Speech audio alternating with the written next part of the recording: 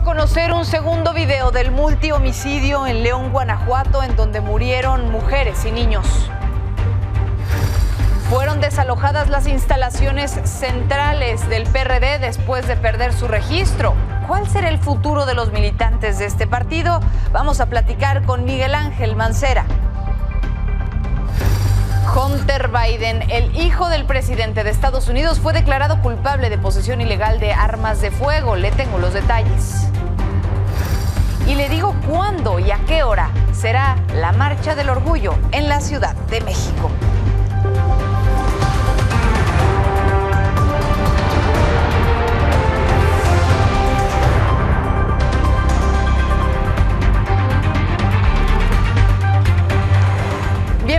Bienvenidos a este su espacio, que ya son las 11 de la noche. Junto con todo el equipo le tengo esos 30 minutos de información que necesita en su día. Mi nombre es Paola Barquet y así arrancamos. Sobre el caso de la familia masacrada en Guanajuato, que le platiqué ayer. Esta mañana fueron entregados los cuerpos de las 4 mujeres y los 2 menores de 8 meses y 2 añitos que fueron asesinados. Pero además se dio a conocer un nuevo video en el que se aprecia el momento en el que llegaron los presuntos sicarios a este lugar antes de cometer el multihomicidio. Fuentes de la Fiscalía de Guanajuato confirmaron a Milenio que ya se cuenta con la identidad de estos agresores, que llegaron 5 minutos después de que también la Guardia Nacional se hubiera ido de este lugar. El abuelo de las víctimas pidió justicia para la familia. Si él vendía droga, pues allá él. Yo tampoco puedo culparlo de decirle, por tu culpa fue todo esto, no. Ellas estaban cenando y se fueron a la casa. Supuestamente en los videos que se ven que los guardias entran a la casa, salen con unas bolsas negras, salen, se llevan celulares, dinero y todo, hasta ventiladores. Y quien se pronunció sobre el caso fue el presidente. Aseguró que se va a castigar a los responsables de la masacre, incluso si tendría que ver o si fueran agentes de la Guardia Nacional. Vamos a terminar la investigación y se va a informar. Y si hay responsabilidad de los elementos de la Guardia, se va a castigar. Vamos a esperarnos y vamos a informar y sobre todo castigar a los responsables. No es nada más decir, fue la Guardia, sí, a la primera. En este contexto de violencia, hoy la titular de la Secretaría de Seguridad, Rosa Isela Rodríguez, presentó su informe quincenal de seguridad, encendiendo las alarmas por el alza en los homicidios, los feminicidios y el secuestro. De abril a mayo, el homicidio doloso subió 6.4%, el feminicidio creció 40 puntos, 40%, y el secuestro fue el delito que más creció, con el 108%. En el caso de feminicidio tuvimos una baja de 13.8%, en donde en el mes de mayo se tuvo un alza de 87 delitos. Seguimos intensificando las acciones de prevención, persecución y sanción de la violencia feminicida. Ayer en este espacio le presentamos el caso de Thalía, víctima de una explosión por acumulación de gas natural en Matamoros, Tamaulipas, o al menos esa es la hipótesis que se ha planteado hasta el momento. Después de los señalamientos contra la empresa Engie, responsable de estas tuberías que corrían bajo la casa de Thalía, la gasera emitió un comunicado diciendo que, de acuerdo a los peritajes realizados por las autoridades competentes, no había una fuga o presencia de gas natural en esa casa, que es, además dicen, un combustible seguro y confiable, y que en caso de haberse tratado de este tipo de gas, se hubiera disipado al ser más ligero que el aire.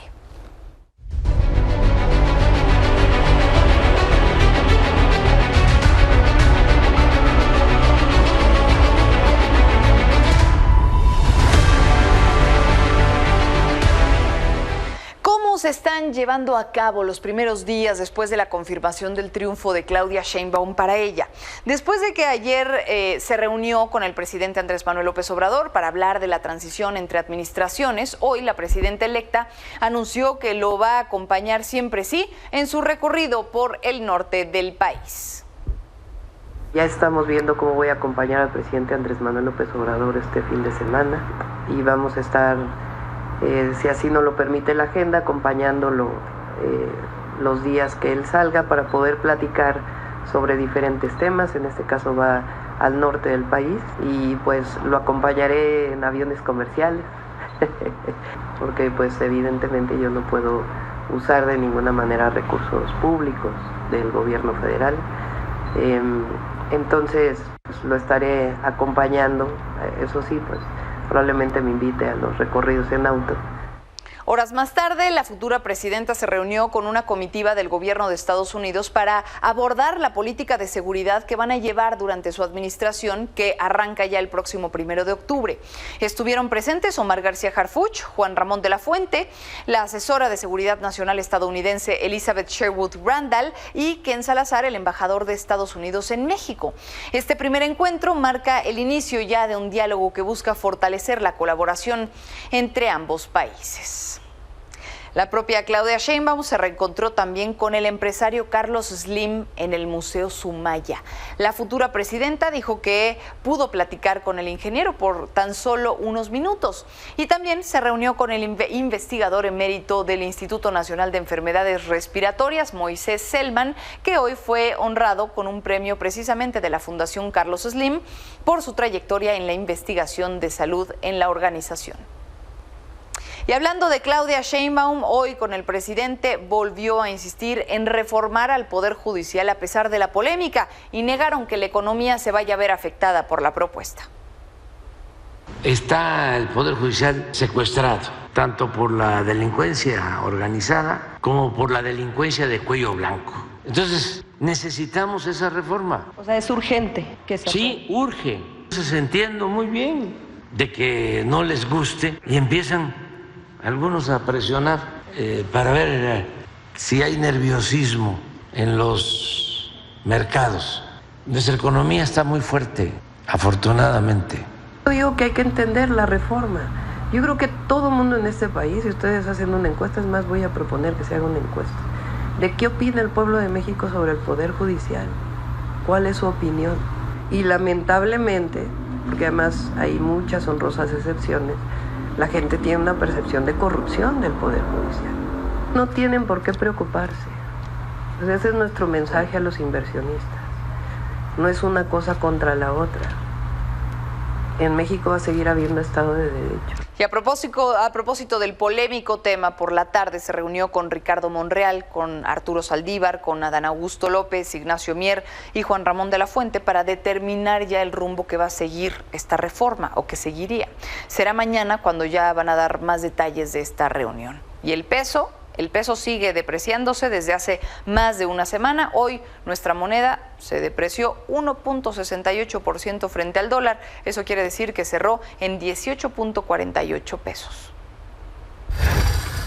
Y como ayer le informé, al no alcanzar el 3% de los votos en las elecciones federales, el PRD va a dejar de ser un partido nacional. Por ese motivo, hoy, después de haber sido ya notificados oficialmente por el INE, empezaron a desalojar todas las cosas de las oficinas centrales ubicadas ahí en la Ciudad de México, aquí en la Ciudad de México. Algunos trabajadores mencionaron a Milenio que desde la semana pasada ya habían empezado los recortes de personal en caso de que sí se perdiera el registro.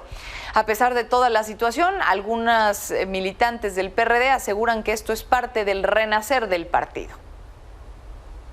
Se va a renovar el partido, que vienen más cosas para bien y que va a haber todavía PRD. Mientras tanto, el representante del PRD en el INE, Guadalupe Acosta, hizo un llamado a los ciudadanos a que se reúnan el próximo 6 de julio para reflexionar cuál va a ser el camino a seguir de las organizaciones civiles en la política nacional. Tenemos que pensar qué es lo que va a seguir en la ruta de nuestro trabajo desde las organizaciones ciudadanas, en conjunto con muchísimos personas que están preocupadas por el futuro de nuestro país. Queremos convocar desde el Frente Cívico Nacional a todas nuestras organizaciones hermanas, a nuestras organizaciones con las que hemos trabajado juntos, a un gran encuentro nacional ciudadano. Juntos, a construir un nuevo esfuerzo, a construir una nueva alternativa que tenga como característica ser una alternativa disruptiva, nueva, plenamente ciudadana y que permita reorganizar nuestra lucha. Y estamos listos ya para platicar sobre cuál va a ser el futuro entonces de los militantes del PRD a nivel nacional, entre muchas otras cosas de lo que esta desaparición podría representar. Y por eso agradezco ya la llamada con Miguel Ángel Mancera. Gracias por tomarnos la llamada, senador. Hola, qué gusto saludarte, muy buenas noches y saludar a tu audiencia. Mucho gusto, y pues en este momento que pareciera clave en el mundo o en el sistema de partidos, ¿este sistema de partidos sigue vigente, senador? Sí, yo estoy convencido que el sistema de partidos sigue siendo la única forma, el único vehículo que constitucionalmente hoy permite que la ciudadanía pueda, a través de sus representantes, a través de su representación, poder llegar a los esquemas de gobierno, de gobernabilidad y, por supuesto, de las propias aspiraciones a través del ejercicio del poder. De izquierdas, Morena hoy es así como se plantea, como un partido de izquierda, pero al parecer se desdibujó el PRD. ¿Qué lecciones está dejando el PRD después de la desaparición para poderse reconfigurar de una forma distinta y que pues otra vez los electores decidan poner ahí su voto?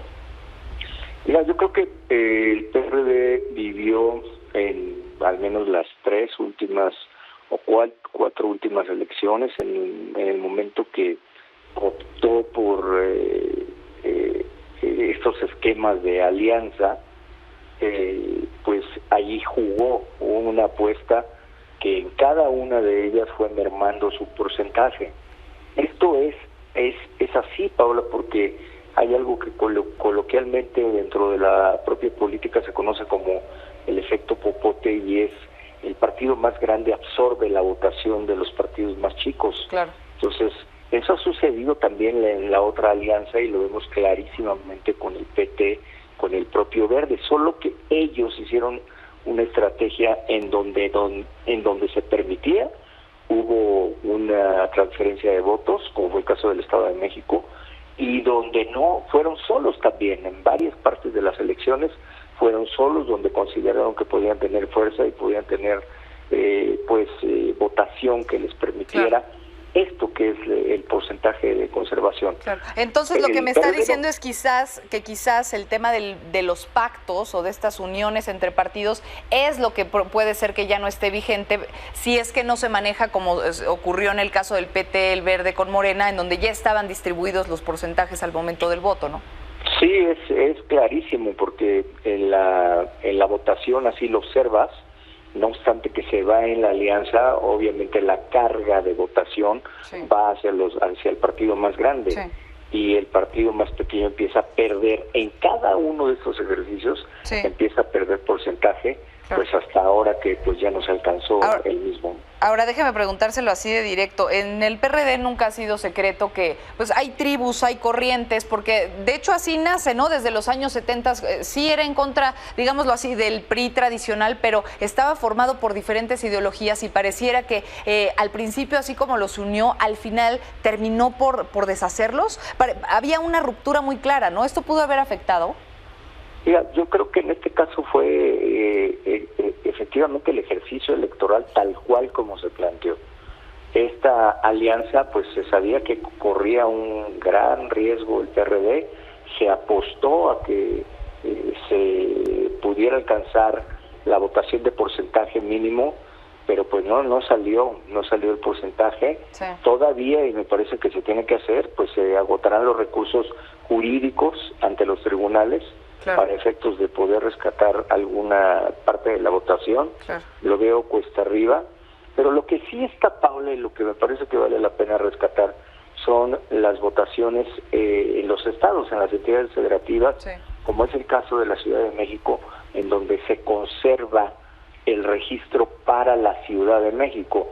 Así en otras entidades federativas, Y ahí el esquema que puede funcionar es la formación de los partidos locales. No estoy en contra de que desde alguna convocatoria amplia se piense en la conformación de un partido nacional, pero habrá que ver exactamente cuáles son los postulados, porque la militancia de PRD, y eso te lo puedo decir porque lo vimos en las calles, es la que está buscando que se sigan encabezando pues las causas que le dieron fuerza desde un principio y que algunas ya están planteadas hoy en la Constitución. Claro, entonces ¿cree que sí hay una disposición para replantearse el propio partido y que, por ejemplo, haya cabida para este asunto de la marea rosa o, en fin, un nuevo concepto de partido? No sé si cabrían nombres como los que han pasado por el PRD grandes, pero quizás alguien levante la mano, ¿no?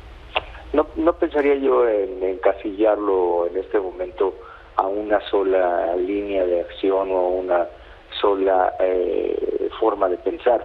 Yo creo que si se está reflexionando en un esquema de apertura amplia, pues tiene que ser amplia, y de ese esquema de convocatoria mayor, pues tomar lo que verdaderamente le pueda dar impulso. Porque una cosa es el pensar que se digan o que se hagan planteamientos de pensamiento político, y otra cosa es verdaderamente cumplir con requisitos tan estrictos como son las asambleas, ya pensando en el Partido Nacional, y obviamente la conservación de militancia a través de un ejercicio de votación. ¿Usted se sumaría a un proyecto nacional nuevo?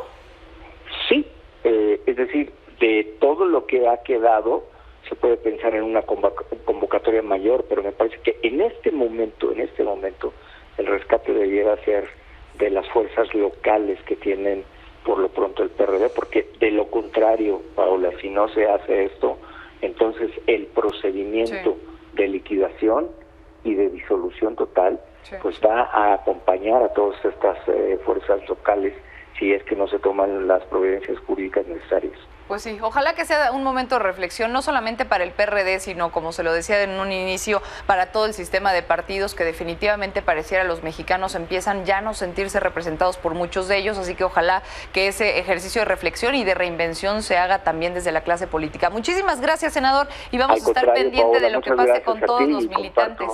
Esa aspiración de que verdaderamente se trabaje por un rediseño de mucho mayor alcance. Importante. Muchas gracias. Gracias, Paula.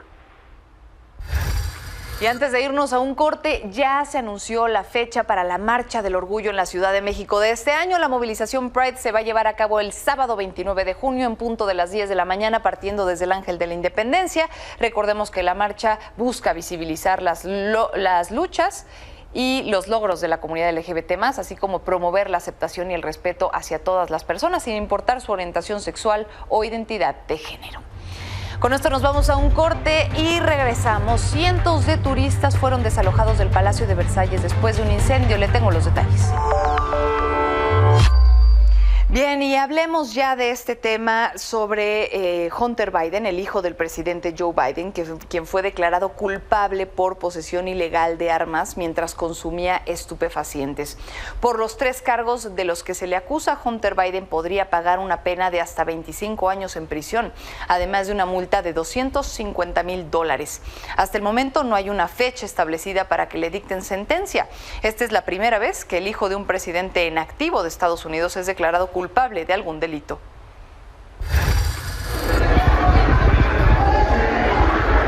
Alguma coisa aconteceu ali.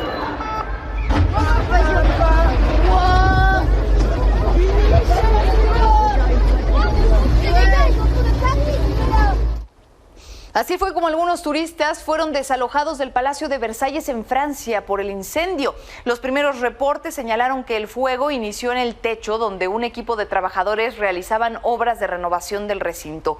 Los equipos de bomberos llegaron al lugar para sofocar el incendio y así evitar daños a este lugar, además de a los habitantes. C'était dans l'auditorium, dans une salle de conférence, et l'alarme incendie a sonné. Ils nous ont demandé de sortir, d'évacuer, donc on a dû faire évacuer tout le château. En Londres, mientras tanto, activistas por los derechos de los animales del grupo Animal Rising Vandalizaron el nuevo retrato del rey Carlos. Fueron 2 personas pegando una imagen de un personaje animado sobre el rostro del rey en una galería ubicada cerca del Palacio de Buckingham. La protesta fue dirigida a la supuesta crueldad que viven los animales en varias granjas certificadas por la Real Sociedad Protectora de Animales, una organización benéfica británica. Cabe recalcar que esta pintura es el primer retrato oficial del rey Carlos desde su coronación el año pasado.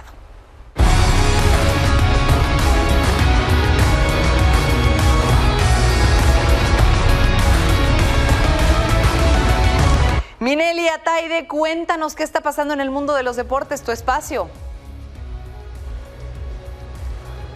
Muy buenas noches, Pau. Así es, el día de hoy se llevó a cabo el abanderamiento de la delegación mexicana que asistirá a los Juegos Olímpicos de París 2024. La ceremonia fue en Palacio Nacional, por supuesto, de parte del presidente Andrés Manuel López Obrador. Hubo palabras de aliento para todos los atletas, incluso aseguró que habrá estímulos económicos, ganen o no ganen medalla. Por supuesto, también estuvo Ana Gabriela Guevara, titular de la CONADE, María José Alcalá, titular del Comité Olímpico Mexicano, y también Martí Batres, jefe de gobierno de la Ciudad de México, resaltando obviamente la entrega de todos estos atletas que partirán a París en busca de medallas. Vamos a ver las reacciones en torno a esta ceremonia.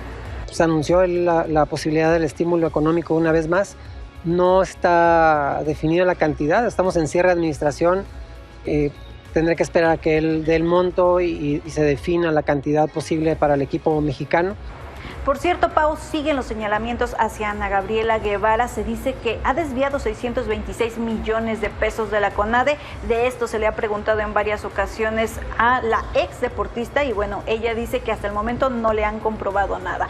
Y en otro tema, se dictó 8 meses de prisión para 3 aficionados del Valencia por lanzar insultos racistas a Vinicius Jr. y además también no podrán acceder a ningún estadio en los próximos 3 años. ¿Qué dijo Vinicius al respecto, Pau? Él, en sus redes sociales publicó lo siguiente: muchos me pidieron que lo ignorara, muchos otros dijeron que mi lucha fue en vano y que debía simplemente jugar al fútbol, pero como siempre he dicho, no soy víctima del racismo, soy un atormentador de racistas.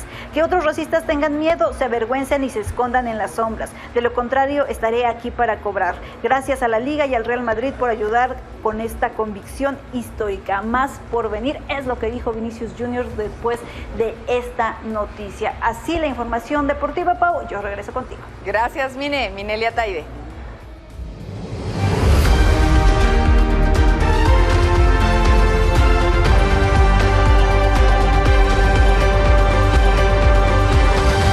Salvador Frausto, director de Investigaciones Especiales, nos traes este adelanto de lo que vamos a poder leer mañana en el periódico Tu Espacio.